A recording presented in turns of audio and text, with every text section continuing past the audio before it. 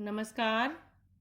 कक्षा 8th के lesson सूक्ष्म जीव में पिछले पार्ट में हमने हानिकारक सूक्ष्म जीवों में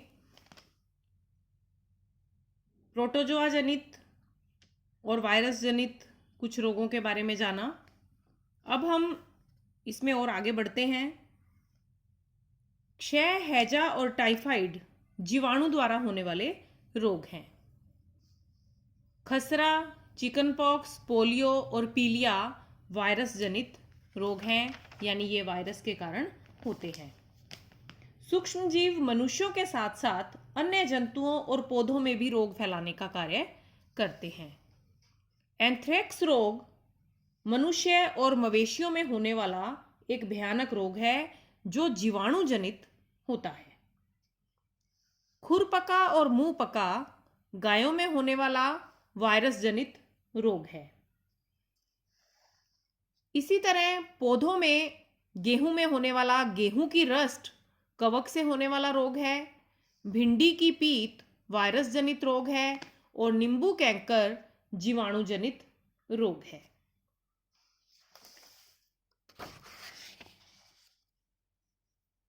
खाद्य विषाक्तन यह भी सूक्ष्म जीवों के हानिकारक प्रभावों का एक प्रकार है। भोजन को ढककर हम मक्खियों से तो बचा सकते हैं, लेकिन सूक्ष्म जीव तो ढके पात्रों में भी अपनी वृद्धि कर सकते हैं। भोजन में ये सूक्ष्म जीव विषैले पदार्थ भी उत्पन्न करते हैं, जिससे भोजन विषाक्त हो जाता है। ऐसे संदूषित भोजन का सेवन करने से उल्टी होने लगती है और कई बार तो रोग भयंकर स्थिति में पहुंच जाता है।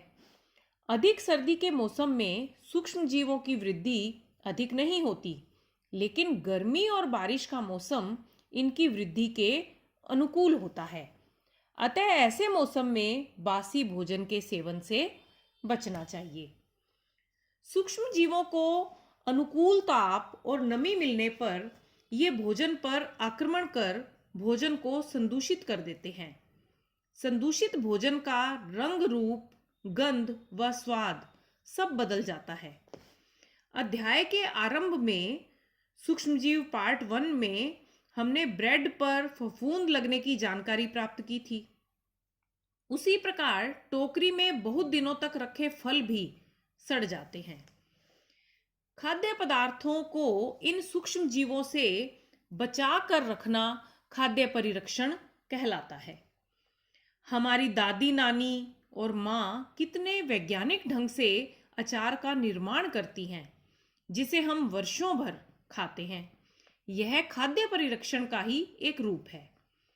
खाद्य पदार्थों को सूक्ष्म जीवों से बचाने के लिए कई उपाय किए जाते हैं। कुछ के बारे में हम जानकारी प्राप्त करेंगे। तेल या सिरके द्वारा परिरक्षण।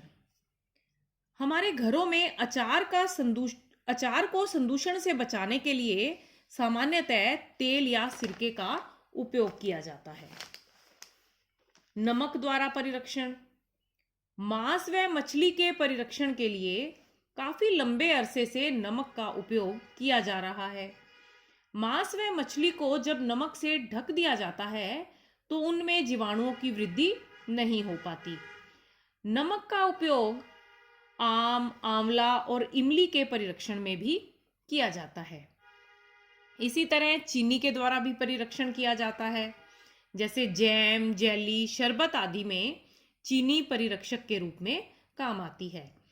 अधिक चीनी के प्रयोग से नमी में कमी आती है, जिससे जीवाणुओं की वृद्धि नहीं हो पाती। कुछ रासायनिक उपाय भी इसके लिए काम में लिए जाते हैं। कुछ रासायनिक पदार्थ जैसे सोडियम बेंजोएट या सोडियम मेटाबाइसल्फाइट ये परिरक्षक का काम करते हैं। जैम, केचप, स्क्वैश आदि में इन सब परिरक्षकों की थोड़ी मात्रा खाद्य को संदूषित होने से बचा लेती है, लेकिन अच्छे स्वास्थ्य के लिए इन्हें अच्छा नहीं माना जाता। ये स्वास्थ्य के लिए हानिकारक होते हैं। एक और उपाय है खाद्य विषाक्तन से बचने के लिए, पाश्चरीकरण। जब दूध वाला घर पर दूध देकर जाता है तो हम इस दूध को उबाल कर रखते हैं। उबालने पर इसमें उपस्थित सूक्ष्म जीव नष्ट हो जाते हैं। इसी प्रकार दूध को रेफ्रिजरेटर में भी रखा जाता है, क्योंकि कम ताप भी सूक्ष्म जीवों की वृद्धि को रोकता है। हमने मित्रवत सूक्ष्म जीवों में दही बनाने की प्रक्रिया को जाना था कि गुनगुना ताप सूक्ष्म जीवों की वृद्धि के लिए अनुकूल होता है। आजकल दूध थैलियों या टेट्रा पैक में भी आता है। यह पाश्चुरीकृत दूध होता है। पाश्चुरीकरण दूध को सूक्ष्म जीवों से मुक्त करने की एक प्रक्रिया होती है। इसके लिए दूध को 70 से 74 डिग्री सेल्सियस पर 15 से 30 सेकंड के लिए गर्म करते हैं। फिर उसे एकाएक ठंडा करके उसका भंडारण कर लेते हैं। पाश्चुरीकरण की अन्य विधियां भी होती हैं। एक और विधि में दूध को 60 से 62 डिग्री सेल्सियस तक गर्म करते हैं और उसे 30 मिनट तक गर्म किया जाता है।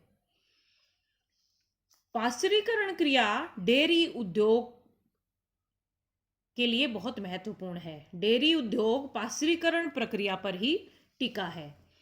पाश्चुरीकरण की खोज लुई पाश्चर नाम के वैज्ञानिक ने की थी। इसी तरह एक और प्रक्रिया है जिससे जीवाणुओं की वृद्धि को, सूक्ष्म जीवों की वृद्धि को रोका जा सकता है, क्योंकि सूक्ष्म जीव जो है वो वायु में अपनी उपस्थिति रखते हैं और बहुत से खाद्य पदार्थ इनकी चपेट में आ जाते हैं। आजकल मेवे, दालों और कुछ सब्जियों को वायुरोधी सील में पैक कर दिया जाता है, जिससे सूक्ष्म जीवों से इनका बचाव हो जाता है। धन्यवाद।